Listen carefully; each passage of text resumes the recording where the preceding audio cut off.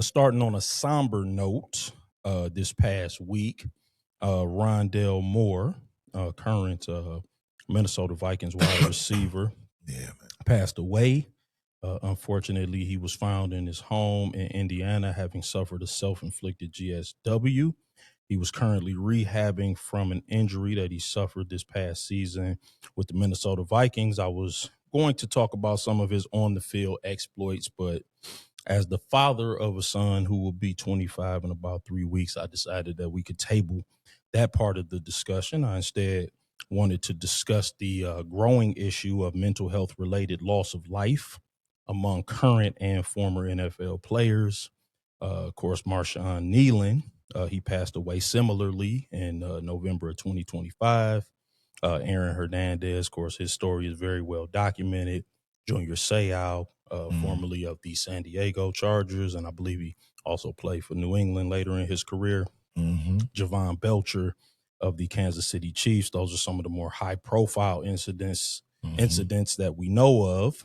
Kyron Davis. Yeah. Yep. Yeah. I mean, there's a lot of them. I was just trying to Uh, hit a few, but let me ask the people's champ, man. Is the NFL doing enough to identify and address mental health needs with respect to current and former players? no, Okay. no, I don't think so. Yeah. It's a tricky one, man. Yeah, it is. I don't have a problem calling the NFL out, holding them accountable when they're derelict. This is a tricky one, though. Yeah, for sure. I believe mental health disorders are as much a medical condition as a broken leg or a severed spine, 1,000%.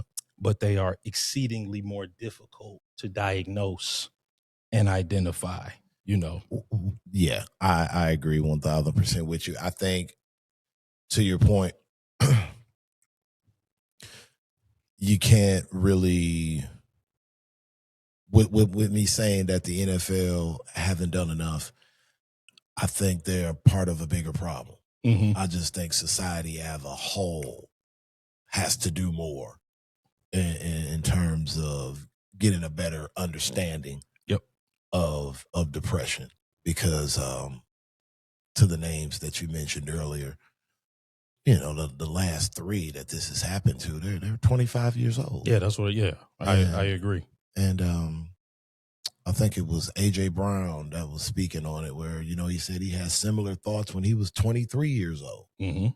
And especially America and society, when you're talking men and masculinity, a lot of it is based on how much shit you can take. Man, I have something very similar in my notes. Because we're men. Yeah, I said, man, men are expected to bear it, figure it out, make it happen, grind it out, meet and exceed expectations, navigate the difficulties, and learn as we go. And a lot of men don't figure out that they need a little help along the way. Yep. Until well past 25. Yeah. Right. And a lot of these guys are carrying the hopes and dreams and financial burdens of families plus on their knees. Yeah. In some cases. Or shoulder. Or you name it. So, and that goes for football players. That goes for the exec in the office, or the supervisor on the manufacturing floor, production floor, or pick the occupation. It's just something about the identity that comes with masculinity that you have, or just being a man and just being, you just have to be just tough, and you have to, like you say, to be able to figure it out. And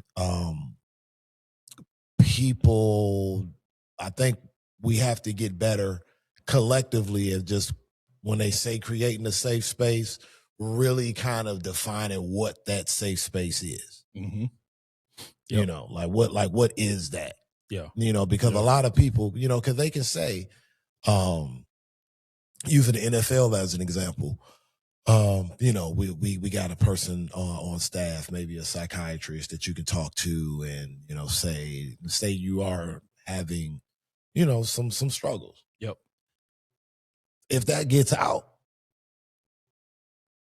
you're not going to convince me that as a society we're not conditioned to look at him different. Right.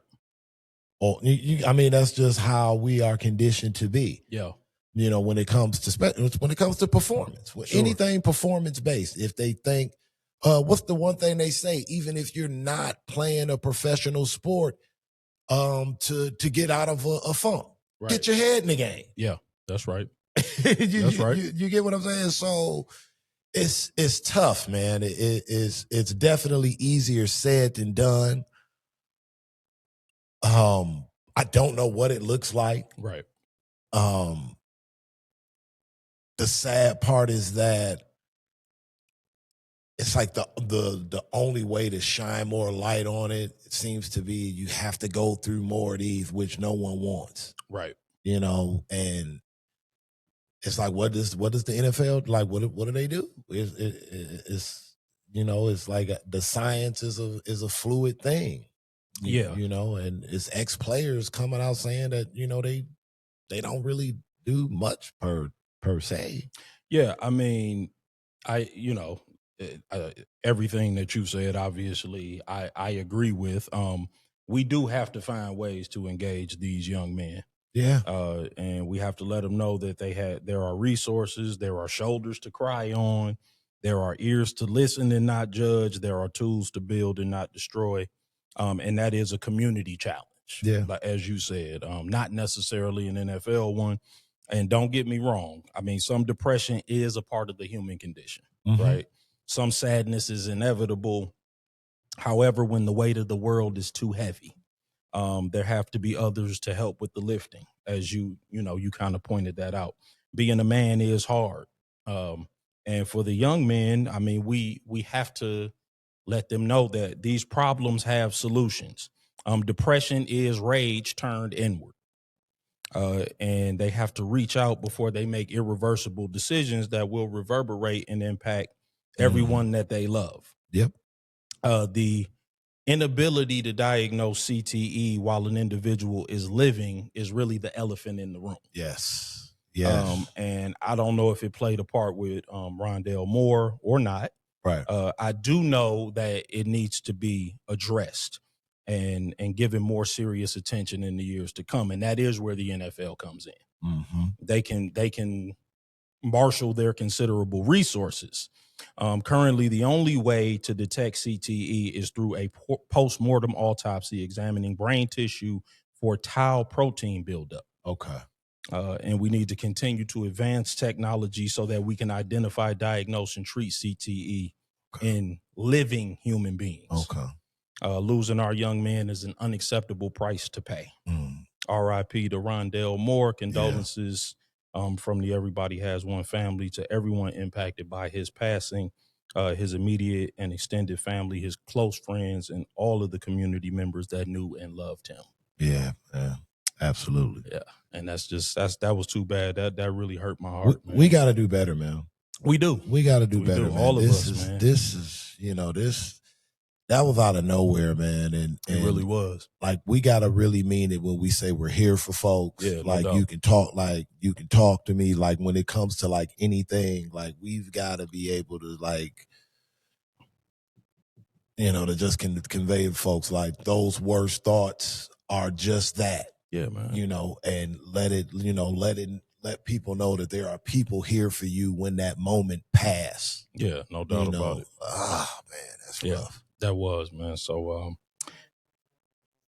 cut your mic on, Neff. We can't hear you. I said the first thing, when I heard the news, the first thing I had to do was I had to go search up those highlights from October 20th, 2018 against Ohio State. Yeah, that game as a freshman. Yeah, I had to watch that because I mean, just for me personally, I like to consider myself as I have two home states. I'm a Michigander, and I'm as much as a Floridian as I am a Michigander. And it was just last week was a tough week all around. Yeah. Just period. So as a society, we just gotta, as a whole, as a society, we just need to lean on each other when possible. Yeah, no doubt, man. Yep, I agree with that, nephew. And yeah, I was gonna talk about that game that he had against Ohio State as a freshman, because that was a big one. But football was just what he did. It wasn't necessarily who he was, and I'm sure that the people that are suffering his loss, are they thinking about who he was and what he meant, and the fact that he's not gonna be showing up at the dinner table anymore, as opposed to what he did on the football field. I'm sure there'll be time to remember that, you know what I'm saying? Because I thought about that game too. That was the first thing I thought about. Like, man, I remember that game. Man, he got busy. Man, he got busy in that game. He was a great player, man. But I'm sure that the community is gonna miss him for, everything that he meant to them. So, yep. So that's that, man.